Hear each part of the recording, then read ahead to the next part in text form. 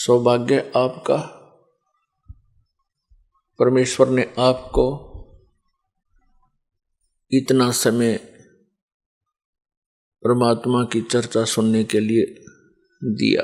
परमेश्वर कबीर जी ये हमारे सभी के पिता हैं, हमारे जनक हैं, हमें उत्पन्न करने वाले हैं। और हम यहाँ आगे इस काल के जाल में, काल के लोक में हमसे बड़ी भारी भूल बनी और अपने किए का दंड आज तक हम भोग रहे हैं। अपने पैर पे हमने स्वयं कुहाड़ा मार रखा है। अब वो दयालु परमात्मा हमारे लिए भटक रहे हैं, यहाँ आते हैं, अपना ज्ञान कराना चाहते हैं, हमें ये बताना चाहते हैं कि आप यहाँ के वासी नहीं हो, ये लोक ठीक नहीं है, यहाँ आप स्थायी नहीं हो। लेकिन आप जी ने इसका कोई विकल्प नजर आया नहीं। आप जी ने इसी व्यवस्था को अंतिम मान के, इसी की अपनी मर्यादा बना के और यहाँ जन्मते मरते रहते हो, कष्ट पे कष्ट उठाते रहते हो। और कोई भी व्यक्ति नहीं चाहता मैं दुखी हूं, कोई नहीं चाहता मेरी मृत्यु हो, कोई नहीं चाहता मैं वृद्ध हूं, और सारा कुछ हो रहा है। हम देख भी रहे हैं कि सभी वृद्ध हो रहे हैं, सबकी मृत्यु हो रही है और कष्ट भी हो रहे हैं, और फिर भी हम ये सोचते हैं हमें नहीं होने चाहिए। ये अच्छे से नहीं लगते। वृद्धावस्था सबसे बड़ा कहर है इस प्राणी के ऊपर। और जो परमात्मा कबीर जी की शरण में आ जाते हैं, इस दयालु भगवान के की भक्ति से इनको बहुत सारा मिलता है। वृद्धावस्था में शरीर में रोग कम होते हैं और परमात्मा की भक्ति के सहारे इनका शरीर ठीक चलता रहता है। और जो परमात्मा कबीर जी की शरण में नहीं आते हैं, वो वृद्धावस्था के अंदर एक महान कष्ट को भोगते हैं। हम रोगी हो जाएं तो भी हम स्वीकार कर रहे हैं, और वृद्ध हो जाएं तो भी हम कोई दिक्कत नहीं। लेकिन जब मृत्यु का टाइम आता है, मृत्यु का नंबर आता है, तब हमें अच्छा नहीं लगता। क्योंकि मुश्किल से सारा जीवन लग के तो एक परिवार बनाया, फिर एक घर बनाया, करीब चालन की तैयारी होगी। बताइए कोई सांग होया? ये क्या व्यवस्था, खा के ये व्यवस्था, और ये पता ये कंपलसरी होगा। तो इसका कारण क्या है? हम चाहे कितने दुखी हैं, मृत्यु नहीं चाहते। क्यों नहीं चाहते? क्योंकि ये कोई बढ़िया बात थोड़ी है, सारा जीवन ये जोड़ जाड़ कर बनावा, सेटिंग सी करें, इतना मृत्यु हो जाती है। क्यों नहीं चाहते? क्योंकि हम ऐसे लोक से आए हैं जहां मृत्यु नहीं होती थी, जहां वृद्धावस्था नहीं होती थी, जहां पर हमारी बॉडी में कोई रोग नहीं होता था। इसलिए हमें वो बातें पक्की याद हैं, आभास है कि ऐसा नहीं होना चाहिए। तो वो उसी लोक में होगा जाकर के, यहां तो ऐसा ही होगा। कबीर साहब कहते हैं, साथी हमारे चले गए, हम भी चालन हारे, कोई कागज में बाकी रह रही, ताते लगी है वार।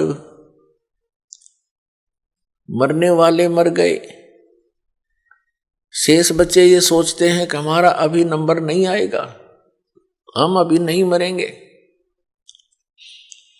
परमात्मा कहते हैं ये तो कोई कागज में शेष रह रही है तुम्हारी आयु, जिस दिन वो कागज पूरा होगा, 1 सेकंड ना लागे, जैसे वो गया ऐसे तुम भी जाओगे। एक बार पांचों पांडव महाभारत का जिक्र है। वन में वनवास काट रहे थे, 12 वर्ष का वनवास काट रहे थे। उनको प्यास लगी तो उनमें से एक सबसे छोटे ने, पांचों में से सबसे छोटे ने ऊपर चढ़कर वृक्ष पर इधर उधर देखा। उसको थोड़ी सी दूरी पर एक तालाब नजर आया। तालाब ही वहां पर जल स्रोत होते थे पीने, नहाने, धोने के उस समय में। तो नकुल सबसे पहले उस तालाब पर जल लेने के लिए पात्र लेकर गया। वहां आकाशवाणी हुई कि पहले मेरे प्रश्नों का उत्तर दे, फिर जल लेना। नकुल ने इधर उधर देखा, कोई दिखाई दिया नहीं। उसने जल भरना चाहा, वो वहीं पर मृत्यु को प्राप्त हो गया। कुछ देर इंतजार करके दूसरा गया। उसने देखा भाई तो मरा पड़ा है, प्यास से मर गया। उसने सोचा जल पानी ले चलता हूं, उन शेष का तो जीवन बचाऊं, वो भी बहुत प्यासे हैं। आकाशवाणी उसी प्रकार हुई कि पहले मेरे प्रश्नों का उत्तर दे, पीछे जल लेना। उसने भी अनदेखा करना चाहा, वह भी मृत्यु को प्राप्त हो गया। ऐसे ऐसे चारों के चारों चार मृत्यु को प्राप्त हो गए। पांचवा जब युधिष्ठिर स्वयं गया कि भाई आए नहीं, क्या बात है, देखूं जा करके। उसने देखा सब मृत्यु को प्राप्त है। उसने सोचा ये तो प्यास से मर गए, मरूंगा मैं भी, जल तो पी लूं, ये शौक तो हो ही गया। उसने भी पात्र उठाने की चेष्टा की जल के लिए। तभी आकाशवाणी हुई कि मेरे प्रश्नों का उत्तर दे, बाद में जल लेना, नहीं तो तेरे भाइयों जैसी हालत तेरी हो जाएगी। और यदि तो मेरे प्रश्नों का उत्तर दे देगा, तेरे भाइयों को भी जीवित कर दूंगा। युधिष्ठिर ने कहा कि बोल कौन है तू, कहां दिखाई तो दे नहीं रहा। तो उनमें से एक प्रश्न था कि इस संसार में सबसे बड़ा आश्चर्य कौन है, क्या है।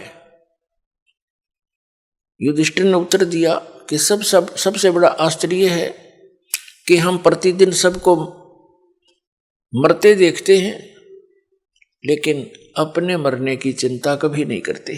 तो कहने का भाव यह है पुण्यात्माओं, हम और मर जाओ सारे, पर आप जीवित रहे बस ठीक से। और वो भी तो यही सोच रहे थे, ठीक है फलाना मर गया कोई बात नहीं, उसको ये हो गया था, वो हो गया था, अटकलबाजी सी, और चलो। तो पुण्यात्माओं, परमात्मा यहाँ याद दिलाना चाहते हैं, जिस लोक में तुम रह रही हो लोक ठीक नहीं है। अभी तक आपके पास कोई विकल्प नहीं था, आपको पता भी नहीं था कि इसका कोई समाधान भी है।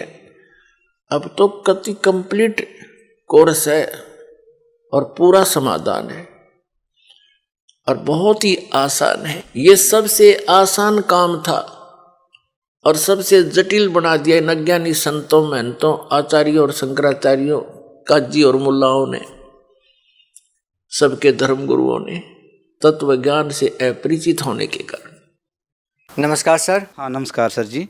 सर क्या नाम है आपका? सर मेरा नाम रामफल पांचाल है जी। रामफल जी, आप कहाँ से आए हो? मैं गांव गुलडेरा, तहसील पेहवा, जिला कुरुक्षेत्र से आया हूँ। सर हम आपसे ये पूछना चाहते हैं कि संत रामपाल जी महाराज से जो भी नाम दीक्षा लेता है उनको कोई ना कोई लाभ जरूर होते हैं। सर आपको क्या लाभ मिले उनसे नाम दीक्षा लेने के बाद? संत रामपाल जी महाराज के नाम लेने से पहले और मुझे जो संत रामपाल जी महाराज के नाम लेने के बाद जो फायदे हुए हैं, संत रामपाल जी महाराज की शरण में आने से पहले मैं नंबर 1 ड्रिंकर था। मैं बहुत ही शराब पीता था। मैं डेली वेज बिना शराब पिए मेरे को रात में नींद नहीं आती थी जी। 3-4 बंडल मैं बीड़ियों के पी जाता था जी। मेरे को इतनी आदत थी, मेरे को तो 5 बजे खुरक होने लग जाती भी मैंने कहीं तक मिल जो। एक बात और मैं बताना चाहता हूँ, ये जो ठेके की मिलती है जगाधरी वगैरह, इसकी तो मैं ऐसे पी जाता था जैसे पानी का गिलास भर के पी जाते हैं बोतल का, मुंह लाकर खाली करके फेंक दी। मैं तो ये घर की काटी कच्ची शराब पिया करता और उस तक बात बना कर दी जी। ये परमात्मा इतना निकम्मा था कि मैं बहुत ही ज़्यादा जी, मैं सारे मांस भी बक्सन कर लिया करता था जी। मैंने कोई ऐप छोड़े नहीं उस टाइम पर जी। मैंने ज्ञान ही कौन था किसी बात का। तो ज्ञान तो संत रामपाल जी महाराज की शरण में आने से पता लगा भी ये इन चीज़ें खाने से ये नुकसान होगा, शराब पीने से ये नुकसान होगा। तो हाँ, उस टाइम तो अंधे हो रहे थे, ज्ञान ही नहीं था इस चीज़ के बारे में जी। हैं, परमात्मा की दया था, मेरे ये सभी सुधार हो गए। और एक जो मैं काम करता था लक्कड़ का, वो कोई खास वो बात नहीं थी उसमें, तो गुजारा मेरा भी नहीं होता था। मैं लोगों की जो उधार ले लेता था वो उधार भी पूरी नहीं होती थी। बस मेरे के मैंने कहा 2000 रुपये किसी से उधार लिए, वो भी 1 साल नहीं उतरने। घर का गुजारा तो बहुत दूर की। मेरी इतनी स्थिति डाउन थी कि मेरे घर जो कि कोई प्राहुणा, कोई रिश्तेदार आ जाए ना, कोई मेहमान, मंजा बैठने के लिए नहीं था। बहुत ही खस्ता हालत थी मेरी तो जी, बहुत ज़्यादा बुरा हाल। तो जब से मैंने संत रामपाल जी महाराज का शरणा लिया, सतगुरु ने मेरे ऊपर बड़ी मेहर करी। आज मैंने गांव छोड़कर शहर में अपना व्यवसाय बना लिया है। शहर में मेरी अपनी दुकान है। सतगुरु रामपाल जी महाराज ने ही दुकान का नामकरण कराया। सतगुरु आल would workers, tehsil road Pewa, मेरा अपना लक्कड़ का काम है। संत रामपाल जी महाराज की दया था, मैंने अपने शहर में अपना मकान बना लिया, अपनी दुकान है। और एक मकान अभी पीछे से एक प्लाट और संत रामपाल जी महाराज की दया था, खाली प्लाट लेकर उसमें भी मकान बनाया। और जी संत रामपाल जी महाराज की दया था, बहुत लाभ हुए हैं जी। जब मैं संत रामपाल जी महाराज की शरण में नहीं था, मेरे को कोई, जितने भी शहर के दुकानदार हैं, ये होलसेलर लक्कड़ वाले बैठे हैं, मेरे को कोई 10 रुपये की उधार नहीं देवे था। मैंने जब ये दुकान करी, संत रामपाल जी महाराज से नाम लिया, तो मैंने गुरुदेव से प्रार्थना, संत रामपाल जी महाराज से प्रार्थना लगाई, गुरुदेव मैंने दुकान तो शहर में कर ली है, लेकिन मेरे पास पैसा नहीं है सर, गुरुजी मैं पैसे बिना काम कैसे चलेगा। तो गुरुजी ने हंस कर मेरे सिर पर दर दिया। गुरुजी कहने लगे, बेटा जहाँ मर्जी का सामान ले लिए, तेना कोई मना नहीं करता। तो आज परमात्मा की इतनी मेहर है, मैं यदि किसी ने फ़ोन भी कर दूँ ना दुकानदार ने भी, मेरे पास 50,000 गया, 1 लाख की 2 लाख का लक्कड़ भेज दो, वो भेज देंगे जी। वही नहीं पूछने भी रामफला बस मंगाई है, भेजो भाई फटते सी। तो इतनी परमात्मा की मेहर है। तो एक संत रामपाल जी महाराज का एक लाभ हो रहा, मैं आपको गिनाना चाहता हूँ जी। और जी संत रामपाल जी महाराज की शरण में आने से पहले जो मेरा बड़ा बच्चा हुआ, तो वो करनाल में ले गए थे हम। मेरा इतनी स्थिति कमज़ोर थी उस टाइम, मैंने नाम नहीं ले रखा था। वहाँ मेरे सौरे वहाँ ले गए उन्हें करनाल जी। वहाँ करनाल सरकारी हॉस्पिटल में चेक कराई उनको, मेरे वाली घर वाली को।